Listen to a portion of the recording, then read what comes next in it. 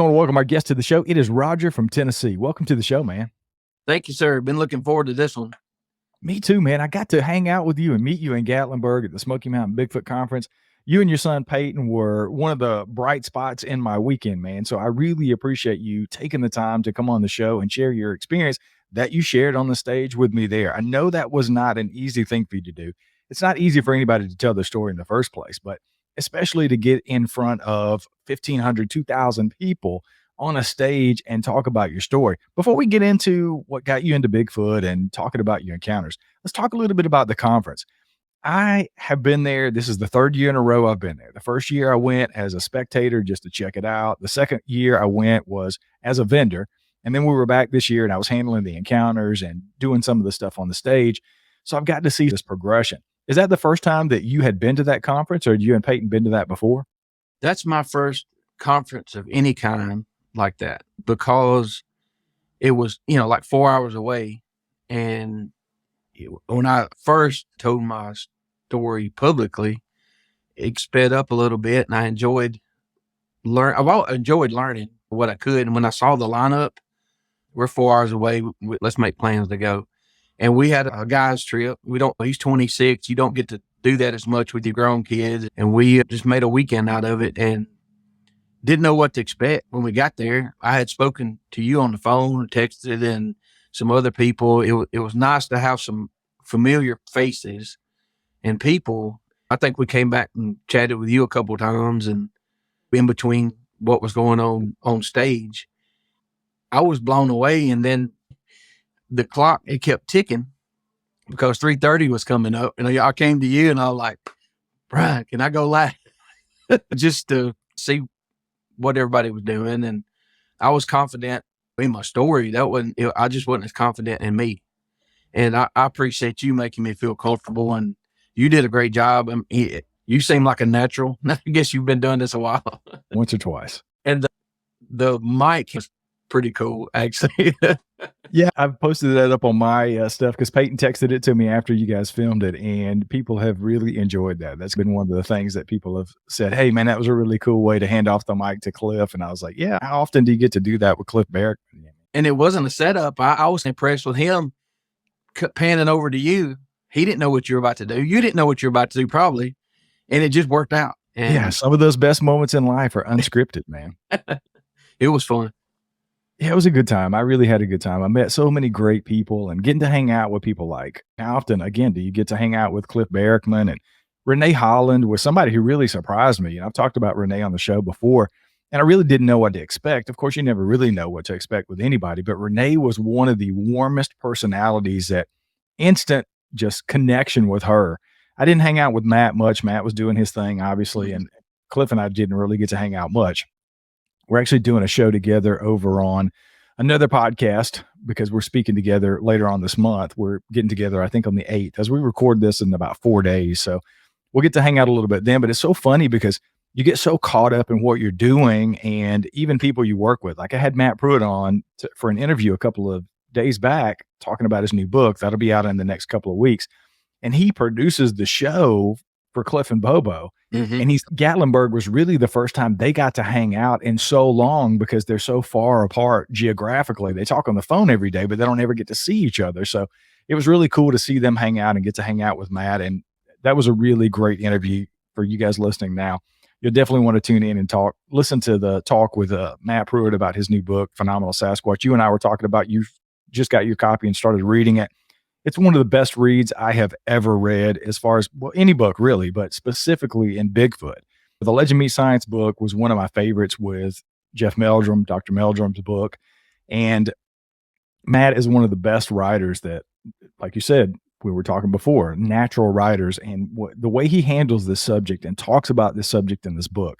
Obviously, this is not an episode about his book, but I just want to throw that out there because it's a really powerful book, in my opinion, that everybody should read. And I'm glad that you got a copy of it and are getting a chance to read it, especially having an encounter yourself. I think it'll really, for you, in my opinion, put a lot of things in perspective that may not already be there for you as an experiencer. So, yeah.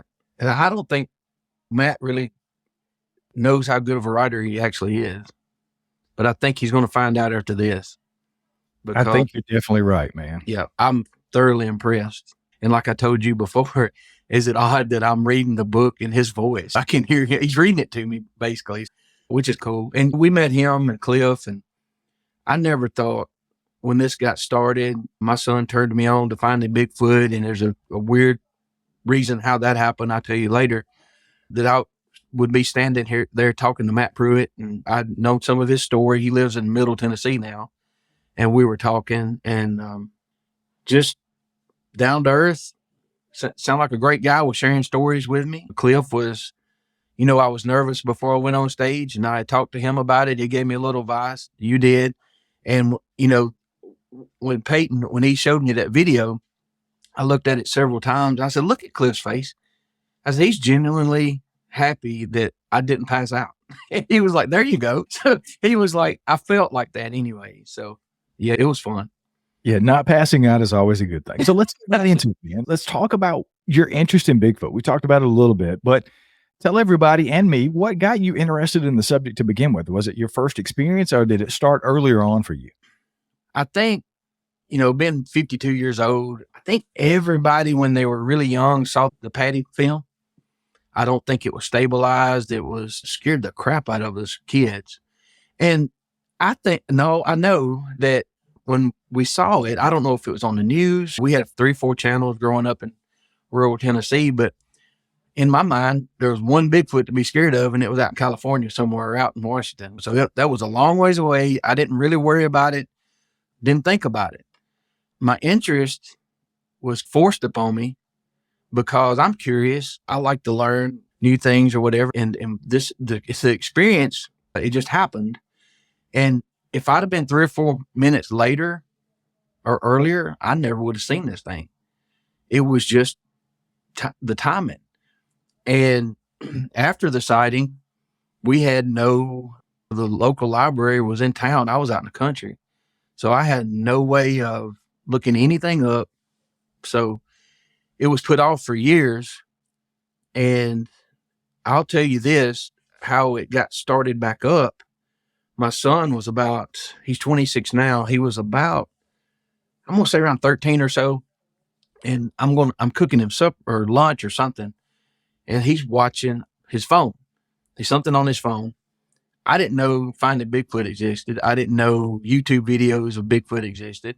And I'm in my late 30s. And all of a sudden, I hear something in the living room, and I freeze. And what was that? He said, oh, it's this new show. It's funny. It's Finding Bigfoot. This is the how that Matt Moneymaker. And I'm, wait a minute. What you just played is supposed to be a Bigfoot? He said, oh, yeah. I said, play it again. And then play it again. And I said, I need to talk to you. I've heard that a half a dozen times when I was younger. But that recording doesn't do it justice, because the first time I ever heard it, I felt it too, which was odd. And this was after the sighting, not too long after the sighting. And a company had moved in and had started strip mining for phosphate, and they were tearing up the habitat back there. And years later, looking back on a lot of this, learning in reverse, as I call it, maybe that's why I heard the screams in that area after that. But yeah, that was one of those aha, oh crap moments. I'm like, that's supposed to be a Bigfoot? And and we had a talk. He said, you got to watch the show. And when I watched the show and recognized pretty quickly, it was for entertainment, but there was some information that I never had. And things to look for in parts of the country that weren't California or Washington. The very first episode was in your neck of the woods, North Georgia, which kind of floored me. And it started there. That's how it started. It started way back when I was 14, but it didn't continue until I realized there were resources that I could go to and make my own judgment. There's a lot of fake stuff out there. There's a lot of people trying to get clicks, but you can filter through that if you do put in the work, put in the time. So that's how it got started. It was funny, like learning in reverse. I like that. I actually wrote that down as you said it. Learning in reverse. I love that. And it's the kind of the same thing for me almost, because like you said, I thought as a kid and I got interested in the subject, I didn't believe that there was just one Bigfoot, but I believed that they only existed out west, Pacific Northwest, and California, in those areas, very much like you. That's one of the reasons I started this show, was to document as many cases as I could in the southeastern United States. I was born and raised in Georgia. I now live in North Carolina, and people were having these experiences. And I knew that the people that I was hearing those stories of ginseng hunters and things that were guys getting scared off the mountain by what they called boogers or wild men or whatever. Now I know that to be what I believe to be a Bigfoot or a Sasquatch. So I wanted to document as many of those cases as I could on the show. And it's going to air as we record this on Friday. It's going to air on Sunday. I got the opportunity and the pleasure to interview Peter Byrne, the last of the four horsemen of Sasquatchery, last May. And of course, he passed away on July the 28th. And I was going through that and I remastered the audio today and I added a few things to it for people to listen to. And that was one of the things that Peter and I disagreed about, was because he doesn't believe, and he didn't believe, that Sasquatch had ever really existed basically east of the Rockies. And I figured out that's probably not accurate, but he stuck to his guns. He was that kind of guy. He was not going to budge from that. But there's so many people like you who have experiences that are in my neck of the woods. We've had experiences here that I can't explain on the property. And I think there's definitely a there. And I think that finding Bigfoot did a lot of great things for Bigfoot. I think it did a lot of detrimental things. I think it was one of those give and take sort of things. But I was very pleased with the show, very much like you, that they did cover pretty much all parts of the United States and say, this is happening in Florida. It's happening in Tennessee. It's happening in Idaho. It's happening here. It's happening in California. So I think it was a really great part of the show. And I think it did a lot of great things, like I said, and obviously gave people like you who had experiences and things that they couldn't explain somewhere to go to get some of that knowledge. We've talked a little bit about it. Obviously, I've heard your story on the stage in Gatlinburg, but for the audience, would you mind taking us back and talking about your first experience, talking about your first encounter, and tell us where you were, what you were doing, and what happened to you? Yeah, I hear people talk about there's your mind before you see one of these things, then after. And it was nothing special. The day, it was a fall day, leaves are off the trees. I grew up hunting those woods. We didn't own but an acre, but we knew a lot of the farmers and they liked me and my dad. Hey, you have the run of it. You don't have to ask. There's several hundred acres. Go at it. So not having a neighbor kid close by, I spent a lot of time in the woods and naively walking out after dark without a flashlight, walking in when I was hunting. My dad started me out with a BB gun at 8 years old. And that's the woods I learned to hunt in. And around this different time now, after I showed him I could be safe, 11 or 12, I was turned loose. Go rabbit hunting by myself, squirrel hunting by myself, deer hunting when he trusted me. There wasn't a lot to do, but one thing, I would always keep an eye on the fields behind our house. There were some hills, rolling hills, open fields and woods. And just one day I stepped out to the side and there's an access to a cemetery that kind of went out of our driveway. And then you step into the neighbor's field there and it was nothing in between me and the hill, which is about the base of it, about 200 yards, 180, 200 yards. And looked out there. There wasn't a rabbit or a deer or whatever. Okay. So I'll go back to the house. To my left, there's a dry creek bed that ran up. And there was a little elbow, I called it, where the woods poked out a little bit into the field and then turned back like half of a key thing. Anyway, I hunted back there and something stepped out right there at that point. And of course, all the grass was green and just lush and the color. And you always hear people say, the first thing I noticed. No, that's not how it happens. That's not how you notice a lot of things at the same time. And that's why your mind twists. That's why you can't comprehend what you're seeing, because you've got the size, you've got the color, you've got all this going on. And that's the one thing you cannot get across to people when you say 7 foot, 7.5 foot, 8, 9, the mass that comes along with it. That's just, you can't, in the thickness and all that. So I saw something step out it was under a limb. Thank goodness. I had a little reference to go back to later. It was about 6 or 8 inches from the top of the head to this limb. And I had seen my dad walk that way tons of times coming back from hunting. He was 5'8". So I immediately knew whatever that was huge. Then the color, I've tried to explain this to people lately. And the best thing I can come up with to put the picture in their head is like the color of a Hershey's milk chocolate bar, just a little darker, not the wrapper, but the actual bar. And at that distance, people that I don't know, that they think it's a long ways, but when you hunt or you shoot long distance or you do things or you observe, you have a job where you observe things at that distance, if my dad was standing there, I could tell you what kind of boots he had on. I could tell you his blue jeans. Has he got khakis on? Does he have his camouflage on? I could tell the belt line, neckline, hat or no hat, right? This was all one color, all the same, pretty much the same color all the way. And I had the thought run through my head, you might ought to run, you might ought to leave. But I couldn't take my eyes off of it. It was looking up the hill, and this was the shortest point to this alfalfa field that always had deer in it, pretty much. And I'd walked that way several times. And I'm glad I stayed, because at that point, it's something big, it's one color. But getting to see the motion of its body and legs as it walked up the hill in this thick grass, the old man that owned that place he's really old, so they didn't bush hog it as much on that hill. He would pay somebody every couple years, 3 years to go up there to keep the woods from taking over. And so when you walked up through there, the grass was intertwined from the last growth, and you had to pick your feet up.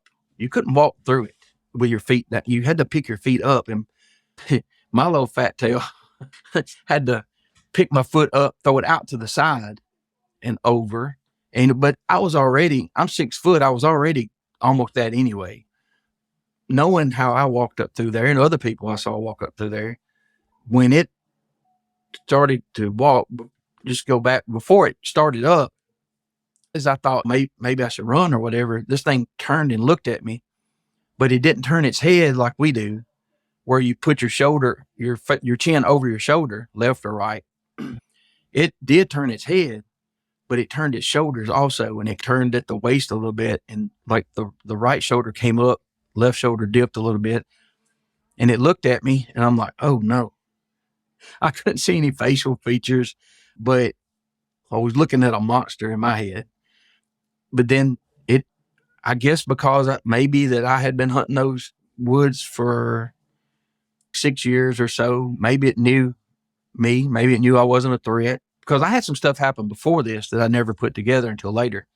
But so when it started up the hill, its motion, if the audience can picture a walking horse, a Tennessee walking horse, when it throws the legs up and over, it wasn't that exaggerated that high, but that was the motion.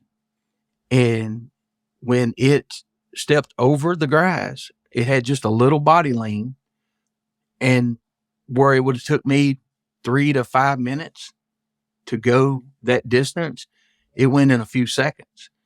And I told you before that this whole encounter was only about 25 to 30 seconds, which is a long time. When I hear these encounters, I know some that are a lot longer, but that's rare. And my deciding factor on that I wasn't looking at a human was when it walked up that hill, and the way it dealt with that high grass. And I even now think I want to ask an expert, now that we know and I know that they have the flexible foot. Would that influence the body lean versus the way we would have to lean? If it could step in that front pad and the back pad could bend and not put as much pressure on the Achilles tendon like ours, could it walk with a straighter back up the hill? And this is because I saw how it moved. I've never got the chance to ask anybody that, but that's always been a question. If I get a chance to ask somebody that knows, I want to ask that question. And it went on out of sight, and I stood there for a little bit trying to wrap my head around it, and maybe standing there to see if there's another one that comes. before I saw the thing and after is totally different. I changed how I hunted. I would go in. I didn't care. I wasn't scared of anything. I was naive, thinking 20 gauge breakdown shotgun and a $2 flashlight. I was boss of the woods. I found out real quick that there's things out there that didn't know about. So that doesn't go away. But here's what'll make it go away for a while. When my dad got home, I said, "Hey, I got to talk to you. What is it?" And I think I saw Bigfoot walk up that hill and go, and I didn't even get that out of my mouth good. And he's laughing. He said, "That was probably Buford walking his farm." I'm like, "Buford's almost 9 years old. He can't get to the mailbox and back." You don't understand what I'm saying. But yeah, and he had a little bit of him and mom had experience later. A couple years later, he came back to me and he's, "Oh, how big was that thing that you said you saw?" And I said, "It was about 6 or 8 inches or so under that limb up there." And I had already measured. I had been up there, and I can reach 7.6, 7.7 on depending on the shoes I've got on. And I went up there and looked, and this thing had to be anywhere from 7.3 to 7.6 ish. And I already knew. And he took the tape measure up there, and he was denying it the whole time. There's no way. There is no way. I said, "Well, what did you hear? It sounded. How big did it sound?"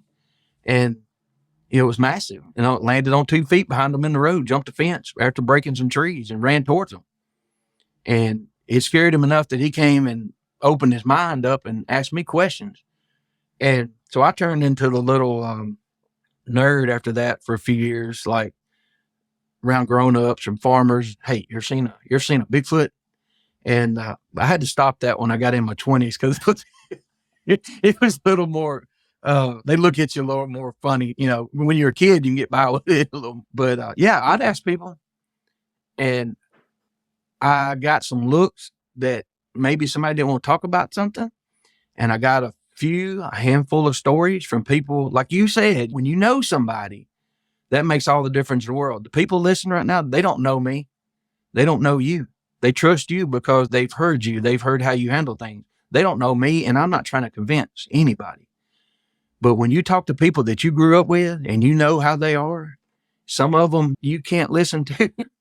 Whatever they say, I've heard people say they'll climb a tree just to get to tell a lie. But you got some people you can take it to the bank, and that's the people you listen to. That's how it got started. You mentioned that you'd had some things happen before the sighting and after the sighting. So let's take the before the sighting stuff first. You mentioned that in retrospect, which happens all the time to people. I see it all the time on the show. You have an experience and then you start looking back on things that you'd heard, maybe even things you saw that you just brushed off. What were some of the things that you had experienced before you actually had the sighting that now you look back in retrospect might have been connected to possibly being a Sasquatch? There's 2 that stand out. There's one that's a maybe if that I won't even mention, but it actually makes you think about things. So one time I started hunting when I was 8. My dad saw a large buck in this area. And so being a dad, he built me a stand and put me up there at 11 years old. And it was safe. He would hunt. Actually, he was probably hunting where it was coming, where he could catch it if it got away from him. I was not scared at all. And one day it was a feeling, and I thought I heard a low growl. Now we had coy dogs we had coyotes that had mixed with a black lab, and we had those. And I wasn't scared of them as long as I could see them, because you can fire a gun sometimes and not shoot something just to get their hearing. It hurts their ears. I wasn't really scared of them, but this was different. And when it did it, and it was real low, it's almost, I can't tell you that I did hear it, if that makes sense. But something caught my attention, and I got this feeling of just, oh no. And I was scared for no reason that I could think of. But it got so bad that I started yelling for my dad. And he came and got me. He said, you probably run a big buck off. And I understand. Whatever that was, I don't know. I can't tell you what it was. But fast forward to just before the sighting, and there was we don't get, in East Tennessee, Northeast Georgia, in the foothills, you'll get snow, I imagine, every now and then. We hardly get it Middle Tennessee. So we had a perfect weather pattern coming in where Friday night, Saturday morning, we were going to get 2 or 3 inches of snow, maybe a little more during hunting season. And I'm like, yes, I'm going to get to go out there and I'm going to be in the snow. Probably not going to get anything, but it was just beautiful. And so I had 2 places I hunted, and this tree stand that I put up later was at a crossroads, a deer crossroads, game trail. And you could like look at your watch and know 2 does and this was coming through at this time and whatever. So not scared again of going up this trail that the farmer had cut out years ago to get his tractor from field to field through the cut woods, short woods there. And I just can't believe how pretty it is and the big snowflakes are falling. And when that happens, it's quiet. It dampens all the sound. Yeah, you can sneak a little better, but you can't hear anything either. I'm walking up through there and it's been a long time since I've been there. I'm going to guess 80 to 100 yards from where I had the sighting later. And so now I'm like, okay, this field is white. Should I go up the right side here along this dry creek bed, or should I cut across diagonal? I can't talk, y'all. Or go around and stay out of sight, just in case there's deer in the woods. And while I'm scanning the field, I look into the woods towards my stand, and this, what you hear from a lot of people, this feeling of dread just locked me down. And I don't mean it was a little bit, it locked me down. And what I thought, this is crazy. And I tried to take a step with my right foot and I couldn't do it. And I looked back into the woods again. I'm like, what is this? And I looked where my tree stand was. I couldn't see it because it was dark in the woods there because of the snow all around. And I had this feeling. It wasn't a voice. It's not a voice. It was a feeling that if I went into those woods where my stand was at, not, I don't know, 50 to 70 yards away, depending on the direction I went, that I wasn't coming back out. And that was a very real fear. And I tried to talk myself out of it. And then you get this jittery, sick, not like I was going to throw up, but just, I don't know how to put it, just a jittery stomach and this fear. And so I don't know what made me do this, or even I couldn't do anything. So all I had was what I was thinking. And I thought, if you let me go, I will turn my right foot and go back toward the house and I won't come back today. And it was like, just released, everything released. I don't know if it's a euphoric feeling or whatever you call it, but I didn't feel the weight. I didn't feel the jitteriness. And I did exactly what I promised. Got back to the house. My mom and dad was like, what are you doing back? You were all excited and didn't want to talk about it and never talked about it for a long time. I said, oh, it's too cold out there, which my dad looked at me funny because usually it didn't matter. I'd come back soaking wet and 30 degrees and they're like, you're going to die. You're going to catch pneumonia. So he didn't ask me any questions. And years later, I told him what happened. But then you start learning in reverse. You look at these documentaries and you see where they're measuring infrasound with a line, actually measuring it and asking a guy, hey, what do you feel? And they can lock down a predator, scare them to death, and they can't move. And I knew, I had read that part, but this is the part that got me. I think it was the reporter, the guy doing the documentary, the scientist was talking to him. He said, what, do you feel anything? He said, yeah, my stomach feels a little jittery. And I'm like, oh crap. It's like when you lean up in your recliner and like, wait a minute, and learning in reverse. So I don't know that's what that was. And I'm not saying it was, because I don't know what it was, but it's possible that's what it was. And it was not too far from where the sighting was a little bit later. So I don't know. I've heard people say sometimes I wish I hadn't have seen what I saw, but I'm like that. But I'm glad I saw the motion that it used to get. See, if I never had walked up that hill, if I didn't have the experience in that area, it wouldn't have meant anything to me. But because I had that experience of using some of Matt's big word, traversing this field of death grass, when you walk on asphalt, concrete, or whatever, you use your muscles different, and you get used to that. But when you have to do a motion that you're not used to, it'll wear you down pretty fast. And like I said, if I'd been one of those kids that had an Atari and sat on the couch all the time, then I wouldn't have got as much from that 30 seconds as I did, if that makes sense. It makes perfect sense, man. And I know you mentioned that you had some experiences later on with the Ohio Howl kind of vocalization and that you and Peyton had some experiences. Would you go into sort of fast forward mode and get into Yeah, some of those encounters? Obviously, you've been learning in reverse. When you had these experiences later in life, you had a lot more to work with. So right. you were a lot more present in the moment. So let's talk a little bit about what happened during those and then what you think was going on. We can 30 there were 35 years between that sighting, and we're talking like 2020, maybe 2019, 2020. My mom and dad sold that acre and bought a farm that had 143 acres 5 miles down the road that had all the food and water you could think of. I never had the first experience. I never had anything, none of the feelings like I had before, none of the sounds, nothing. And like I said, it don't go out of your mind and you change.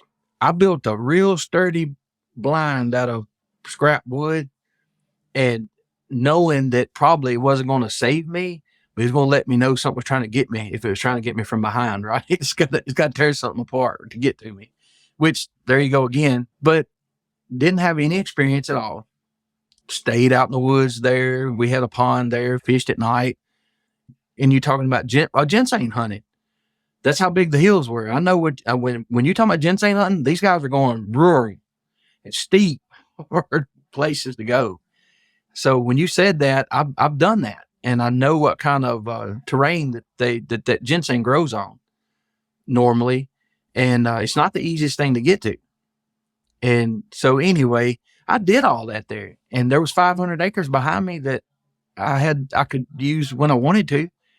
No experience. So anyway, fast forward, Peyton comes home. He says, "Hey, I got somebody that said I could hunt their place, and I got you permission. You know, you can go with me." And what it was just mainly for us to spend some time together. So I'm not going out in the woods without a gun. I know it probably won't do any good against something that big or whatever, but there's little critters that'll bite you. And that's just what we got them for. So we were hunting. Well, we were scouting. I said, we got to go scout this place. Got a couple weeks and do a quick scout and go check the fence lines for crossing, go check the water sources, the food and all that, get an idea, the ridges and all. And we're walking to the backside of this place, and we're talking about, it's on the south end of this county, extreme south end. And you're talking about rural. When he brings up his hunting out, the houses are way far in between. So we're not thinking about anything. We're being scouting quiet. We're not being hunting quiet. And we're going along, and we start up this little rise in this little stretch of woods behind this pond, and I notice a tree break. Okay, but tree breaks, they happen. But there's reasons. Either somebody rides one down like a kid will do at a bend, and we had ice storm in '94, and I learned a lot about trees and how they handle pressure during that ice storm. And some bends, some snap, some come up by the roots. Some are made for that, and they handle it well. So I saw this sapling. It was, I don't know, 3 or 4 inches, maybe 5, but it was absolutely just snapped at about the 5-foot mark, give or take. And it splintered. High pressure snap, not a bend and a split down it, and then it gave way. A break, a sharp, clean break, and it was pretty. It was pretty new. It was still green, white colored in the inside. When I saw it, I pointed at it. Me and Peyton, we'd watched the Les Stroud stuff and Todd explaining this and that. And I'm like, I'm thinking, that's what they said that was. We stopped and I said, look around. We could not find any reason. No other tree had fallen. There was no marks. The bark wasn't scuffed where it could have been a tractor with a front end loader. It was intact other than it was snapped and laying over. And what happens next is all at once, I stepped past that so-called marker up the hill. Peyton's looking up the hill. I'm at 3 o'clock, his 3 o'clock.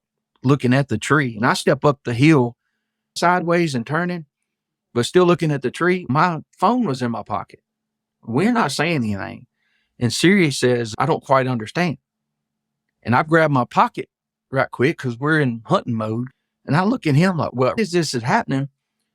A rock about the size, when you make a double fist together, a rock, I could see it in my peripheral, and it landed and it hit another rock and bounced and rolled a little bit and just stopped on this downslope.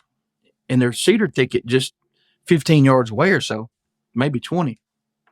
And I looked at Peyton and I'm thinking fast, like, what is this? What I do? What's my next move? I got my kid with me and he's old enough to take care of himself. If I'd been by myself, I'd have been scared. But now I'm thinking, whatever it is, I'm going to take it head on and let him get away or whatever. That stuff crosses your mind.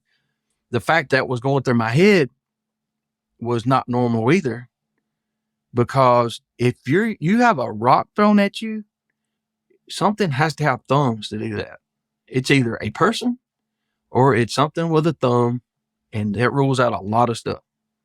So you met him, you know how his sense of humor is. He said, are we just going to ignore that we had a rock thrown, tossed at us? I said, no, Peyton, I'm trying to figure out what the next move is. And and we talked about it, and we didn't feel threatened too bad. I didn't feel that dread. Let's put it that way. And I said, I think we need to back down the hill facing it, whatever that is. Don't run, don't trigger anything. We get far enough away, we'll get out of here. We'll talk about this in the truck. And that's what we did. And we were talking about it. He said, the rock wasn't thrown at us. It's like a baseball. It was tossed at us. He said, I saw it come. He told me that it came through the top of the cedar in an arc. And so if something had been thrown at us, it would have skipped more than 2 or 3 times. It hit and rolled. It didn't skip. There's a difference. You're an ex-police officer. You hear things. Some people can tell things by just hearing them, whether it's a footfall, where it's something fell, and I have to say he's pretty observant, and I have some of that too. And when we discussed it, we decided that this, whatever was tossed, and maybe it was whatever it was trying to get us to leave. And so about a year later, we went back.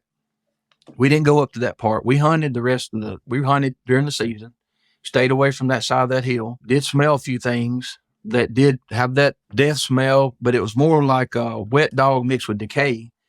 And I had a seat with me, a fold out seat. And we were walking in that morning before daylight.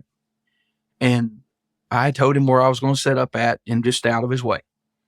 We were walking together and I just stopped, folded my seat out and sat down. He kept walking. He went up to the top of the hill, got in a stand, hit the radio, said, I'm in. It was okay, 10-4, just be careful. I'm sitting there, the thermals, I get to moving around just a little bit as it starts getting daybreak or whatever. And this breeze picks up and hits me in the back of the neck. Just a light breeze. And for a split second, 2 seconds maybe, I get a whiff of this. Not death. Death it's different. Like decay, like something just funky. And then with a wet fur, wet dog smell. But it was there and then it was gone. And I'm slow. I'm slow up here sometimes. And I thought, man, I done sat down here in a spot where something dead blowing to me. I'm going to move. Then it was gone. And I was like, wait a minute. If it's dead, it's not going to be moving and the wind hadn't changed.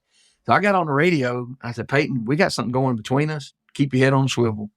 Just look down my way. I don't know what it is, but it's funky. He smelled that a couple more times over the years, but we went back to that location of the rock throwing incident a year later because I thought about it a lot. You not think about that, right? And so I said, here's what we're going to do. We're going to go up there in the off season. But still it was fall, but we're going to go up there and we're not going to be quiet. I don't want to slip up on something by accident again. I want everything in the woods know we're there. And I'm carrying me a gun and you carrying your gun and we're just going to walk and look. our first goal was to go up the other side and come around behind that cedar tree, that little thicket there. I was expecting it to be a lot of thick cedars up, hard to move around in. And we were walking up the edge of this field to the right of the property, and there's a big opening that we'd been through a few times, just a natural game trail, but it's like cows used it and everything in the old before. And there's this cross made out of 2 cedar trees. And I look at him, what the hell? And he's, what is this? Because we've watched those shows. So I snapped a picture of that, and I'm like, this is nuts. And so we didn't go past that, though. We learned our lesson the last time. So we went up and around, and when we went behind that cedar tree thicket, it was wide open. There was a bowl back there that was far as you could see the top of that ridge, and it was just this big, nice woods, good hunting woods, because you could see forever. And of course, we always talk about stuff after, during, and after. And I'm like, you know what? If we'd have walked 15 to 20 more yards, this, whatever that was, couldn't have got away from us without us seeing it. That was totally the opposite of what I was thinking. And I said, maybe it was. Maybe we did pressure that reaction. You know, if whatever, I don't, but Brian, I don't know. I'm not an expert. I just know what happened. I've had air quote tree breaks before, but where a lot of people would say, hey, I just heard a tree snap. But you can hear the difference when something stepped on and when something snapped, if you're listening. And so the one time I thought back, and I'm like, me and my cousin, I'd shot a deer and lost it, and we found it at night. And we located the deer, and I had this tree snap. And then I got to thinking about it, playing it back. I said, no, that was something that could have been a mountain lion or something coming in for that, to get that deer. And now it was something big, but it was a footstep. And the subtle differences in that. You can tell, we've got a place we go to now that we had stuff happen. I'm not saying anything about anybody. There's a lot of inexperienced people that misidentify things. And that's okay. That's how you learn, if you ask somebody that knows. I'm sure you've been sitting around with squirrels dropping nuts on top of your head. And you can hear them. You can hear if something falls out of a tree like that, it'll usually hit a leaf or a limb coming down. And if it falls straight down. Now, if they start rolling out to you, then you got other issues. We've got another piece of property through family that we've had some crazy stuff happen. I've got about a 5-minute video, and Mark Newbill took it a couple of weeks ago, actually, and went through it. And we had some sounds that we had this bright idea of the gift, because we'd heard some footfalls and we'd smelled some smells sitting there at night, had some strange things happen. And there for about 6 weeks, we had a lot of activity, not any sightings, but enough to make us keep going back. And this next part, I joke, Bigfoot don't like oranges, apparently, because I pissed something. I'm sorry if I can't say, I made something mad. So it was either the apples or the oranges, or it may be because we were going in there too often too. But I have video with audio, and you've got a tree snap. You have what we thought was a boulder that was tossed. There's a huff and a growl, and an iPhone is pretty good, but as far as for sounds, it doesn't catch how loud it is.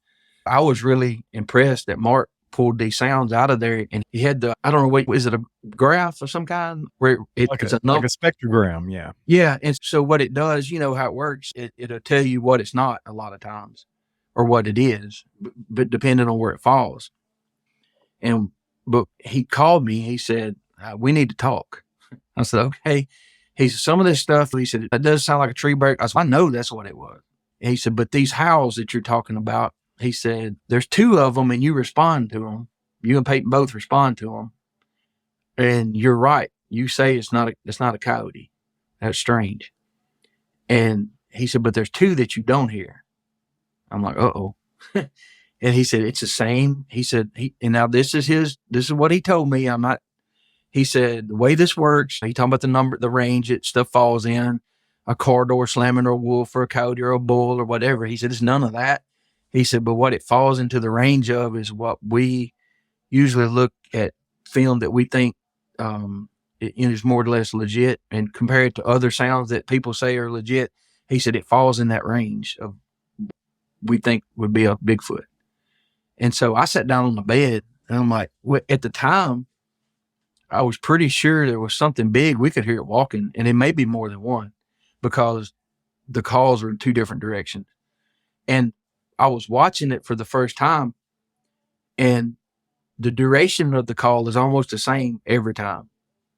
And it's just weird. It's not like the owl, but it's different. And I never had heard anything like that. And for Mark to tell me that, I don't know. I'm trusting him with his not reading the numbers or whatever. And I assume he's done a lot of this. Somebody told him I had it and he contacted me. But it's on, I'll share it to you. I've got it on YouTube.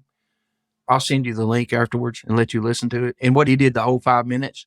So you can see our reactions and hear and be there with us. So he's got the video running too at the same time.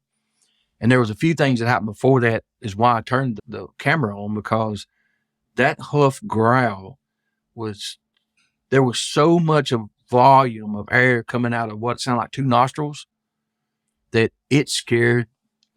He did me a favor and took out some cuss words that I didn't realize I said. And here I've got my son out there and this is going on. And we got back to the truck and plugged it in to turn the speakers wide open. And when I started hearing those sounds, I was like, yes, it may not be that clear, but that's what we heard. That's all I needed. I didn't need for anybody else to hear it. We caught it. We got it on film. It scared the crap out of us. It happened. And you saw how big he is. He said, I'm not going back in there again. But anyway, we've had some strange things happen, and some of it goes along with the research we've done in reverse and everything. And since I told my stories the first time, and you've probably dealt with this more than me, but I was astonished at the amount of local people and people contacting me and saying, hey, not only, hey, I saw or heard something or I found this or that, but here's the ones that say, thank you for telling your story, because I can't tell anybody because of my job. But the main thing is it made me understand what I heard and what happened to me. And then they're like, hey, where do I need to go look?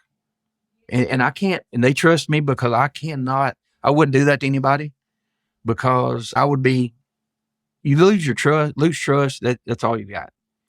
My dad told me all you have, he's the only thing you own in this world is your reputation, and there's no amount of money can get it back for you. He said, and I'm not, people that want to listen to those sounds, I'm not telling you what it is. It says, hey, this is here. If you're an expert, you tell me what it is. But we got it. And that's all you can ask for, because if I had a clear picture right now, one in my backyard hanging out with me, wouldn't nobody believe it. A picture and a video, they're not going to prove anything to the skeptics or the scientists. You know what it's going to take. And until that happens, I'm going to make a prediction tonight, whatever the date is, because I've seen some stuff. I've been trusted and shown some stuff on phones and stuff like that people will not share because of the naysayers. They're going to pick it apart. They're going to call them liars. They're going to whatever. I've seen some things on trail cams that I could see the veins, the tendons, absolutely stunned. And I'm a skeptic. I saw one. I have stuff happen to me, but my first thing is to rule out or try to explain it away.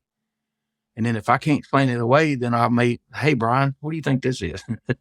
I know somebody that might know. That's how I try to do this. And I'm going to make a prediction tonight that once science proves that it's for real, you're going to see some amazing video and pictures come out, because those people that are holding them back right now, because the trolls on Facebook and on social media, they're hurting themselves. They want to learn all this stuff, but you're not, until you prove yourself to people that you can be trusted and that you're in this for the right reason, you'll never see it unless you go get it yourself. And that's just my prediction. And I may be wrong, and y'all can laugh at me 10 years from now, but that's just the way. I've heard there was proof out there. And I'll tell people this. That was my first convention, or whatever you call it. And we were sitting at a table because they didn't have enough places to sit over to eat. And there was this older man. He was there. We got to talking, me and him. And Peyton went to the restroom, and I said, why are you here? What you like? Are you a fan of the show? That's what I started with. Are you a fan of the show or whatever? He said, no. He said, actually, I had something to show Matt Moneymaker, and he's coming to my place. They took my information down. There was the clearest trackway on like a tar and chip road. You live in North Carolina, you know what a tar and chip road is. In the summertime, when they get hot, if a dump truck comes out there, they'll mash it down a little bit. It gets soft because of the heat. Something walked out of it after a rain, walked out of his driveway. He was walking his dog. There was about 20 tracks. The left foot was clear as day. It had some kind of gray clayish type fine stuff on the foot. The right foot wasn't as defined, but he said it was about 6 foot in between the strides. And by the time he got researchers there, it was a couple of weeks. It rained on it a couple of times, but it was so compacted into that tar and chip. I don't know if asphalt or whatever. It was you could still see it. And I could clearly see left. And I was just stunned at what this man had. And he wasn't a Bigfooter. He said he showed it to Matt, and Matt's eyes got big. So where do you live? He said 15 minutes from this convention center, which might have been 15 miles. It would take you 2 hours to go 15 miles in the mountains. But yeah, seeing that, but see, there you go again. I'm not trying to be convinced. I was so glad that Peyton got to see that, because he's heard things and he's had things happen, but to see that there was these no BS people out there. And I tell you what, I'm going to listen to somebody.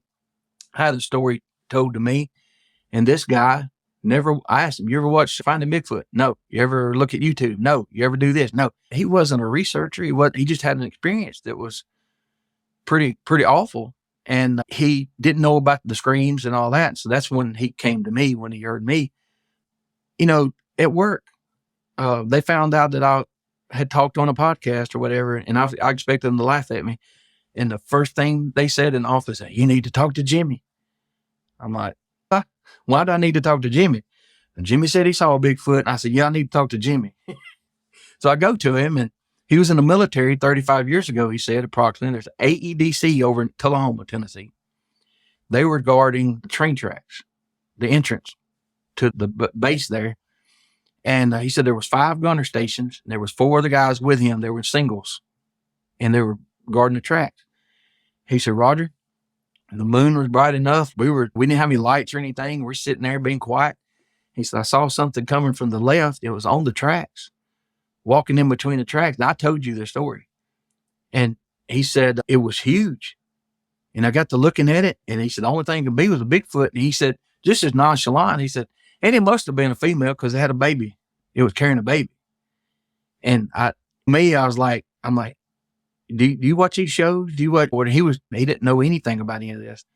And he had talked to the other guys, and they confirmed what they saw, but they decided not to tell anybody. So anyway, he was talking, and I'm like, I'm going to ask him a question he's not expecting. I want to get his reaction. I interrupted him. I said, how was she carrying the baby? And he leaned back, and he said, I guess carrying is the wrong word I've been using all these years. He said, because the baby was latched on to the shoulder, holding on, and she just had her hand under it to keep it from, just in case it fell. And I was thinking, yes, because if he'd have been lying, he would have had made that up. But he even thought himself, maybe I've been using the wrong word all this time, because she wasn't carrying that baby.